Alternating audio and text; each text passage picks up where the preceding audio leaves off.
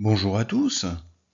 Alors vous l'avez remarqué, une chasse au trésor, c'est aussi l'opportunité de s'intéresser à beaucoup de sujets euh, très différents. L'histoire, la culture, la géographie, la musique, la danse, l'architecture. La liste est infinie. Et je voudrais aujourd'hui vous faire une vidéo, non pas pour vous donner un indice, mais pour vous expliquer comment un auteur de chasse au trésor utilise les neurosciences pour construire ces énigmes.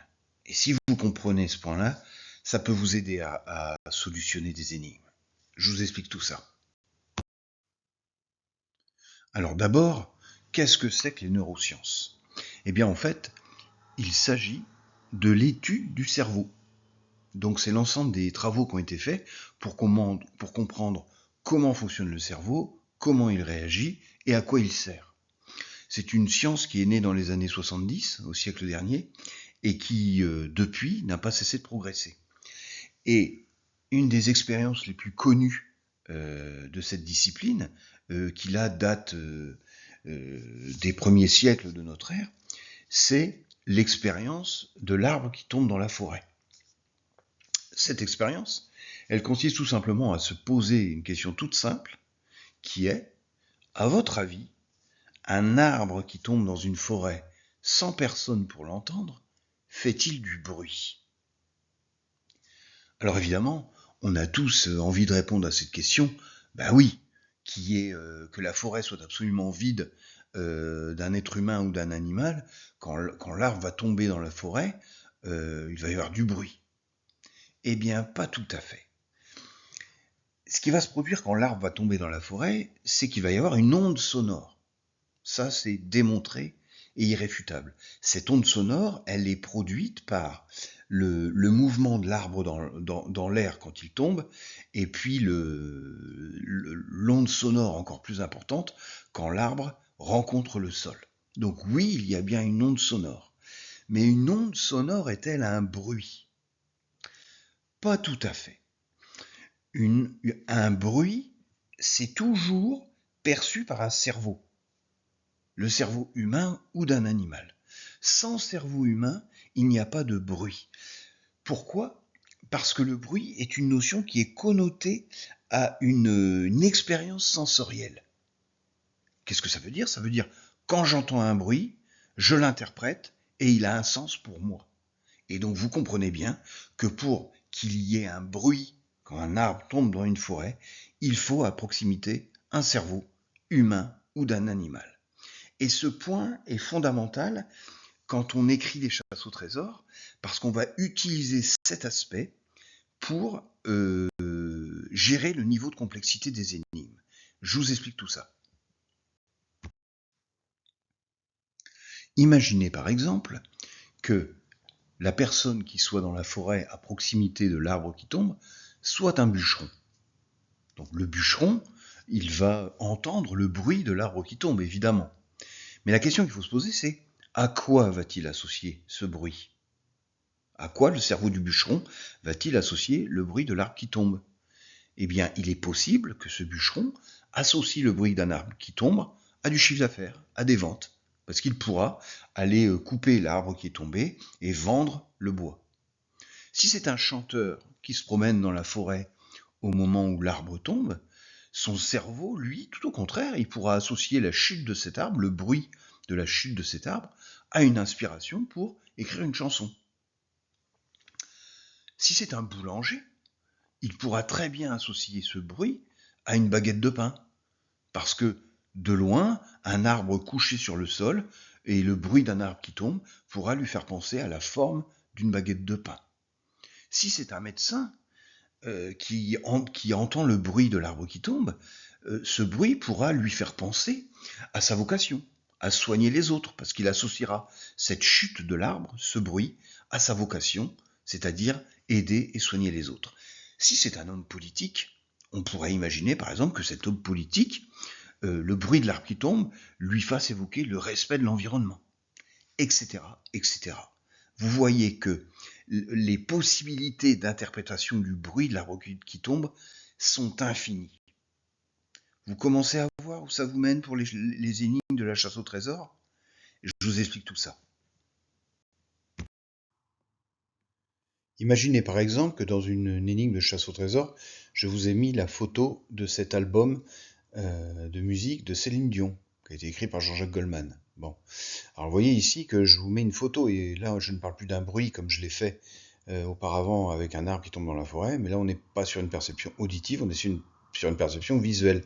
Vos yeux voient la photo et l'information est transmise à votre cerveau.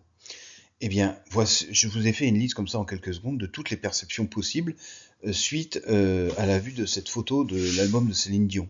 Certains pourront y voir le noir parce que la photo de l'album est à dominante noire. D'autres pourront immédiatement associer le disque à Jean-Jacques Goldman. D'autres au JO de Paris parce qu'elle a chanté la célèbre chanson d'Edith Piaf pendant les JO. D'autres à Leonardo DiCaprio parce que c'est elle qui a chanté la bande-son du film Titanic. D'autres le noir et blanc. D'autres à Las Vegas. D'autres à son mari René Angeli. D'autres au film Titanic. Vous voyez que les perceptions sont infinies. Et c'est sur ça qu'un auteur de chasse au trésor se base.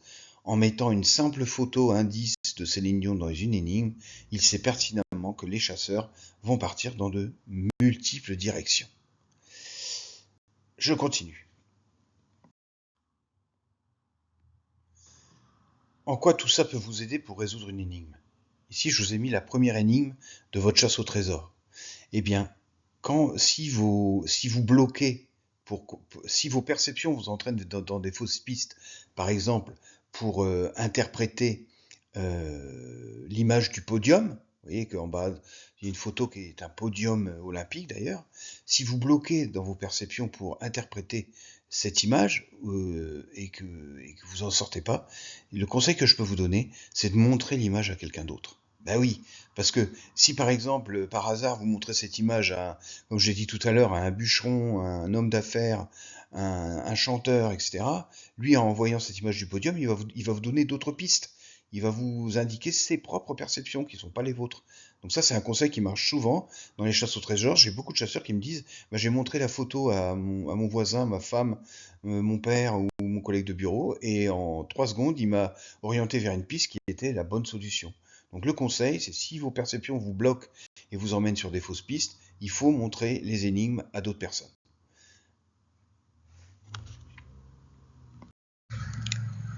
Oui, une petite précision. L'énigme que vous avez devant vous n'est pas l'énigme qui n'est pas une des énigmes qui sera dans votre future chasse au trésor.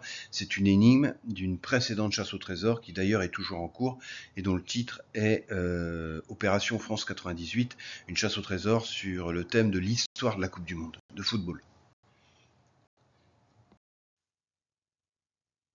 Alors, ce thème des neurosciences et du lien avec les chasses au trésor, il est absolument passionnant.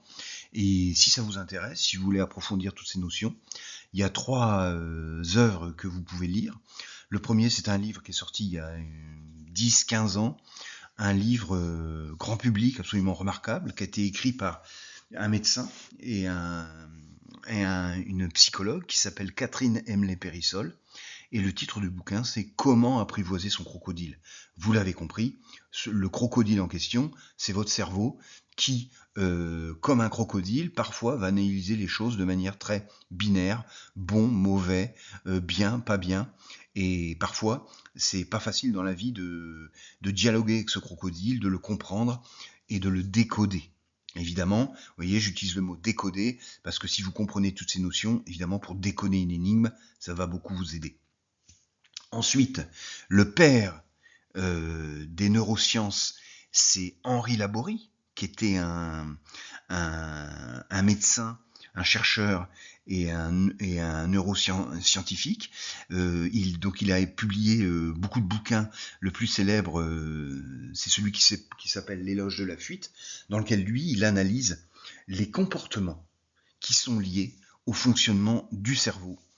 Et notamment les comportements de fuite, de lutte et de repli sur soi. Alors, c'est un livre qui est un peu plus scientifique, mais il est quand même très abordable et il est surtout passionnant. Enfin, si vous voulez regarder un film sur ce sujet, eh bien c'est le film d'Alain Resnais, qui date des années 80, avec Gérard Depardieu et d'autres acteurs très connus, qui s'appelle Mon oncle d'Amérique. C'est un film, un film un petit peu complexe, hein, bien sûr. C'est pas un polar, hein, mais c'est un film qui illustre en fait justement le fonctionnement du cerveau et justement comment un individu qui est confronté à ses perceptions, il interagit dans son environnement, comment il peut à la fois parfaitement s'y adapter et aussi certaines fois pas du tout réussir à s'adapter. Voilà, donc 3 bouquins exceptionnels. J'espère que cette vidéo vous aura aidé. Et puis, si vous avez des remarques, vous m'envoyez un petit mail. Et puis, je serai heureux de vous donner des explications complémentaires. Je vous souhaite une bonne réflexion, une bonne chasse, et à très très bientôt.